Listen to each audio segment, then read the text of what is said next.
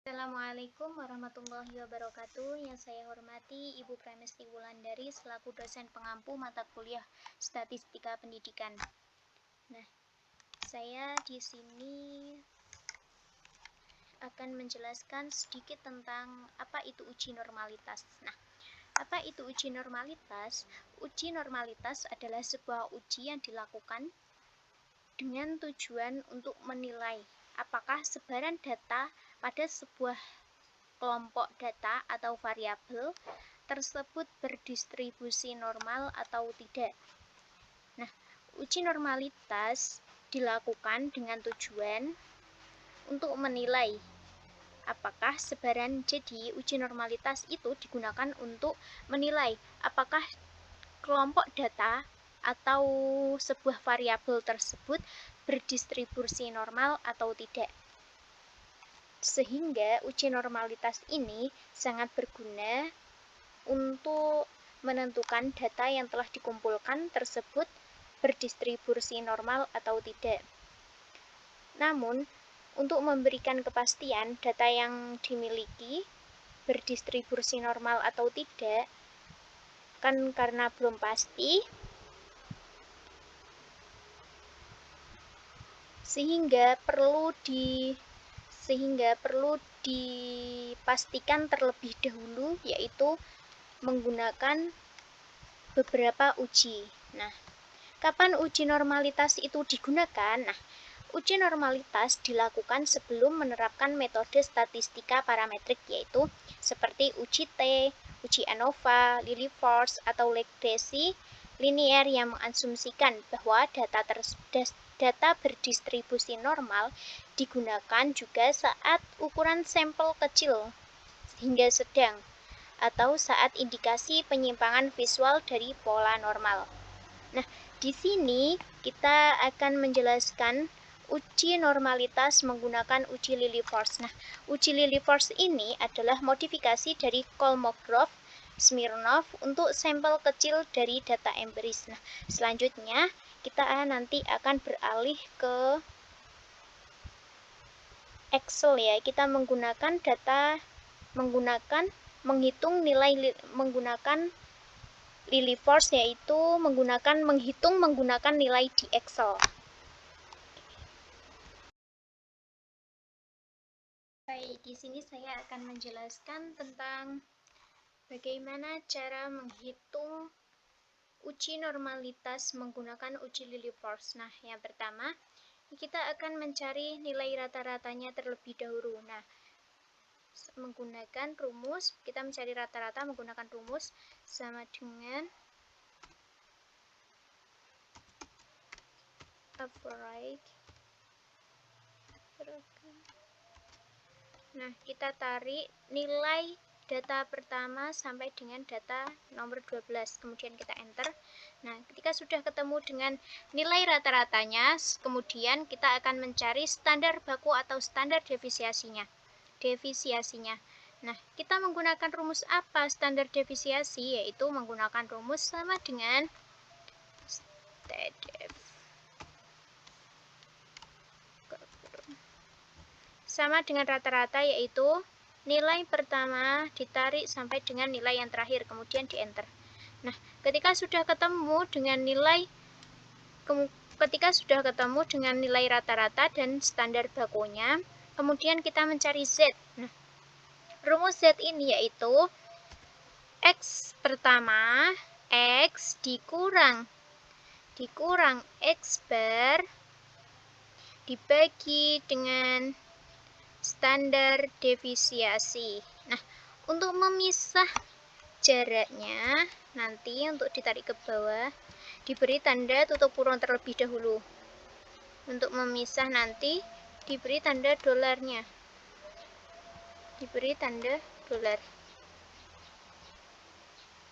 Sama ya, pembagian yang dibagi juga diberi tanda dolar. Kemudian kita enter. Nah, sudah ketemu. Kemudian ditarik ke bawah. Oke, sudah ketemu ya. Ketika Z ini sudah ketemu, kemudian kita mencari FZ. Bagaimana kita mencari nilai FZ? Nah, nilai FZ-nya ini menggunakan rumus sama dengan NOR distribusi norm dis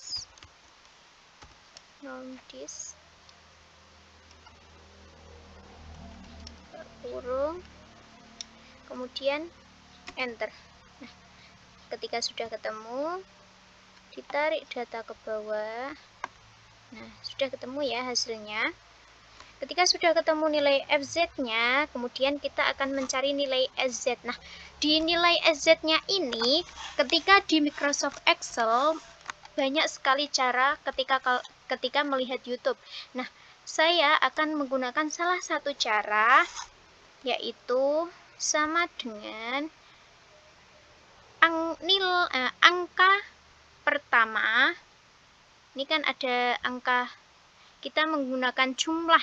Nah, jumlah pertama ini, nomor pertama dibagi dengan jumlah seluruhnya. Dihapus dulu bentar. Nah, double dihapus dulu. Nah, kemudian diberi seperti tadi kita mencari Z, dikasih tanda dolar untuk memisah. Ketika sudah, kemudian di enter. Nah, sudah ketemu hasilnya. Karena tadi sudah dikasih dengan dengan tanda dolar, kita langsung bisa tarik ke bawah. Tarik ke bawah, kemudian enter. Nah, sudah ketemu hasilnya. Nah, kemudian langkah terakhir yaitu mencari FZ. Nah, mencari yang terakhir ini. Rumusnya bagaimana? Yaitu sudah tertera di atasnya, yaitu FZ sama dengan FZ dikurang dengan bentar. Menggunakan rumus ABS.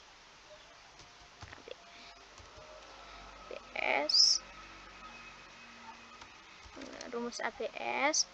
Terus ini FZ dikurang dengan SZ, kemudian di enter.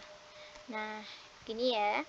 Kemudian seperti tadi, langsung saja ditarik ke bawah. Nah, ketika sudah ketemu, yaitu hasilnya, langkah selanjutnya yaitu menghitung L-tabel. Bagaimana kita menghitung L-tabelnya? Sama dengan max, jumlah maksimal ya. MZ ini ditarik ke bawah, kemudian enter. Nah, ketika sudah ketemu, yaitu, L hitungnya yaitu ketemu 0,1664. Nah, terus kita akan mencari L-tabelnya. Bagaimana kita bisa mengetahui L-tabel? L-tabel itu bisa dilihat di nanti ketika L-tabelnya yaitu dilihat di sini tadi. Nah, L-tabelnya yaitu ada 0,242. 0,242. Nah, ketika sudah ketemu dengan L-tabel dan L-hitungnya, kita baru bisa menyimpulkan apakah data tersebut, data 1 dengan sampai 12 siswa berdistribusi normal atau tidak. Nah, kita bisa dilihat ya, ketika L-hitung lebih besar dari L-tabel, maka hasilnya normal. Nah, ini ya, ketika L-hitung lebih besar dari L-tabel, maka hasilnya normal. L-hitungnya ini ada 0,1664, sedangkan L-tabelnya 0,242, maka bisa disimpulkan yaitu L-hitung lebih besar dari L-tabel, maka nilai data tersebut disimpulkan bahwa data tersebut berdistribusi normal, gitu ya. Assalamualaikum warahmatullahi wabarakatuh. Baik, di sini saya akan menjelaskan tentang uji homogenitas data. Apa itu uji homogenitas data? Yaitu uji yang digunakan untuk mengetahui apakah beberapa varian atau populasi itu adalah sama atau tidak. Uji ini dilakukan sebagai persyarat dalam analisis independen sampel t-test dan ANOVA. Asumsi yang mendasari dalam analisis varian ANOVA adalah bahwa varian dari populasi adalah sama. Itu pengertian dari uji homogenitas data. Oke, selanjutnya saya akan menggunakan uji Harley. Uji Harley itu merupakan uji homogenitas varians yang sangat sederhana karena cukup membandingkan variansi terbesar dengan varian terkecil. Uji Harley digunakan untuk mengetahui apakah data bersifat homogen atau heterogen. Itu. Selanjutnya cara menghitung manual menggunakan rumus Harley. Ini saya mempunyai data kelas 1 dan kelas 2. Maaf ya, salah, ini kelas 2. Kelas 1 atau X1, kelas 2 atau X2. Dan di sini sudah tertera beberapa nilai. Jadi ketika kita menggunakan rumus Harley dengan menggabungkan data yang saya buat ini, maka dari kelas 1 akan muncul nilai yaitu 0,034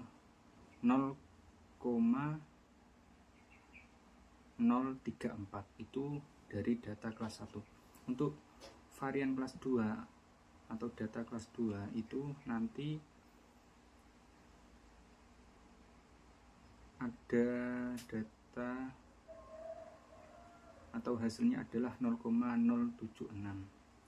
Setelah itu data atau hasil dari dua varian tadi, kelas 1 dan kelas 2, kemudian dibagikan 0,076 dibagi 0,034, hasilnya adalah 2,23. Itu. Setelah mengetahui hasilnya, kemudian jika F hitung tadi lebih kecil dari F tabel, maka HO diterima atau data tersebut bersifat homogen. Dan ini kan datanya berjumlah 2,23. Sedangkan F tabelnya di sini adalah menggunakan 5,59. Otomatis F hitung lebih kecil dari F tabel. Jadi data tersebut bersifat homogen. Mungkin itu saja yang bisa saya sampaikan, kurang lebihnya mohon maaf. Saya akhiri, wassalamualaikum warahmatullahi wabarakatuh.